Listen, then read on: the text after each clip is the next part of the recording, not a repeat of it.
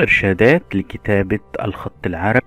يجلس جلسة صحيحة. من يكتب يجلس جلسة صحيحة، يمسك القلم بطريقة سليمة، يتتبع النقط والأسهم في الخطوط الأفقية والرأسية والأشكال من اليمين إلى اليسار والعكس، يكتب الحروف الهجائية بخط النسخ بطريقة صحيحة أو بخط الرقعة أو بخط الذي يكتب به، يحرص على النظافة أثناء الكتابة.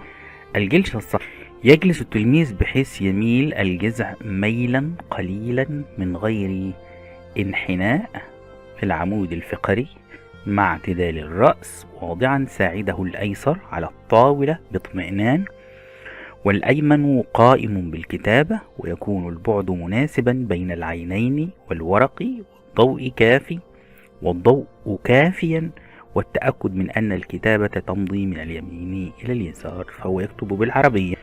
إمساك القلم يكون بالأصابع الثلاثة، الإبهام والسبابة والوسطى، ويجب أن يعتاد التلميذ إمساكه بسهولة